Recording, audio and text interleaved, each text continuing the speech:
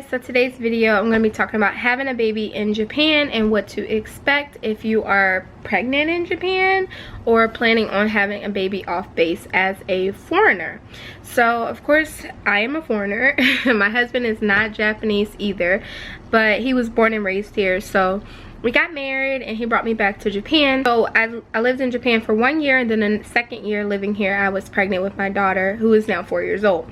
I've had 2 children in Japan. I had 1 natural birth in Japan and then 1 C-section in Japan. So after my first daughter was born, I was no longer able to have a baby naturally. The doctor said that my pelvis or pelvic area was too small to have a baby come through, so unfortunately I was unable to deliver naturally for my son. So let's talk about my C-section in Japan. If you have a C-section, they recommend that you stay in the hospital for 7 to 10 days. So I actually stayed in the hospital for 7 days. Delivered your baby, they really want you to breastfeed, and I was all for breastfeeding anyway. I did it with my first daughter until 15 months and recently with my son until 21 months. But while you're in the hospital during those 7 days, they do help you to breastfeed. I'll have a nurse come in and she'll massage for you, and then they'll also teach you how to nurse your baby properly.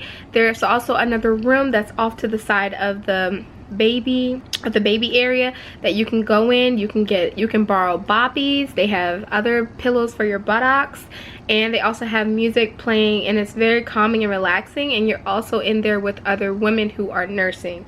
So at first I found that that was a little awkward. You know, I would rather nurse in my room by myself, but I mean, you connect. If you speak Japanese, of course you can make friends in there or get advice or tips, but I kind of just looked over at other ladies to see what they were doing. I saw other mommies struggling to nurse, and it just made me feel like I wasn't alone, because in the beginning it was a struggle, and then after my baby finally got the latch that he needed to get, it was a little bit more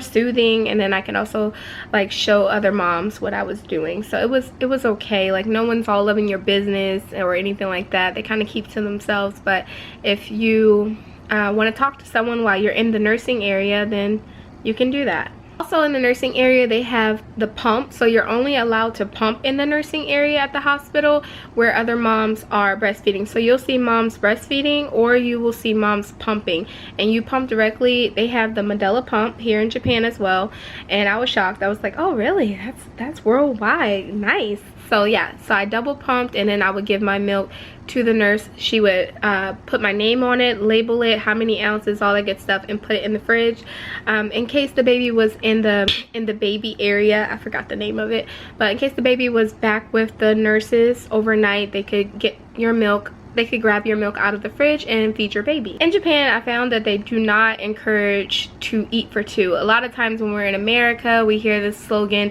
I'm pregnant, I'm eating for 2. You know, in Japan, they don't encourage that. They just want you to eat normally and have a healthy weight, because they say that you do not gain as much weight, you will deliver a lot. Your delivery will be a lot easier. So my doctor stayed on me about my weight. He encouraged me to eat more fruits and vegetables and to stay away from overeating.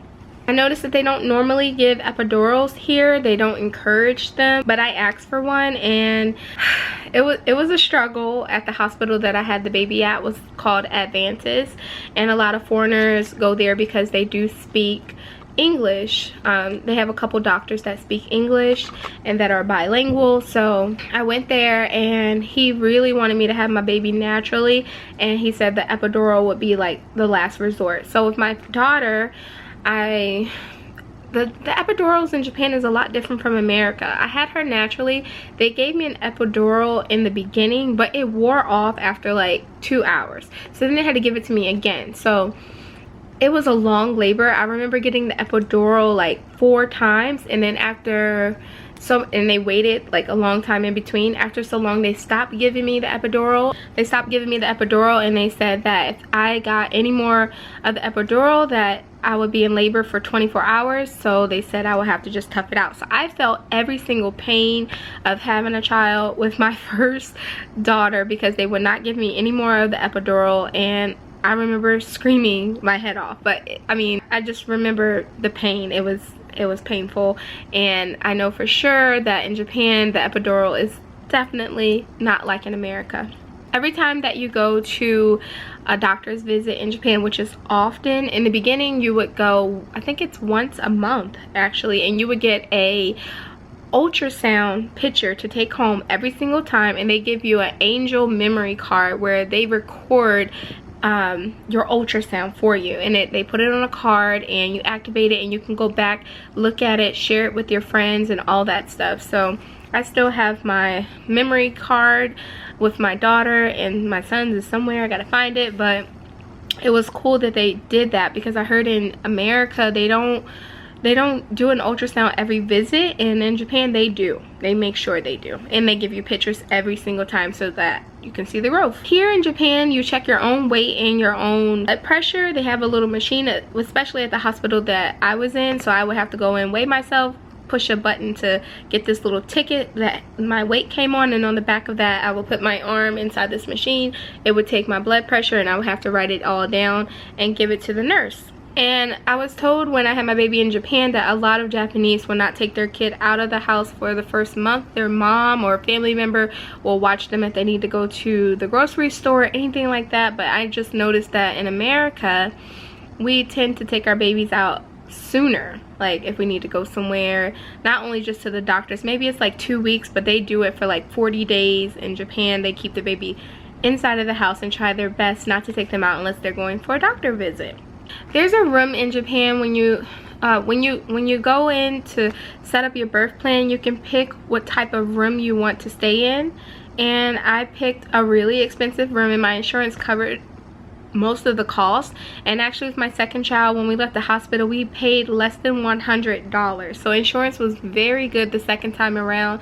I don't know why we ended up having to pay so much in the beginning for the, like when I first had my first child, I think it was about $1,500 or close to that price. But for my second delivery here in Japan, even with it being a C-section, we ended up paying less than $100. I believe it's around 80 bucks. So I'm not exactly sure why it was so cheap. I had a little special card that they gave me this time around. Maybe I can go get it. Yeah, I'll go get it and show you the card. Okay, so without showing you the front and all my information. Okay, so the card that makes everything super cheap if you're a foreigner in Japan, it looks like this.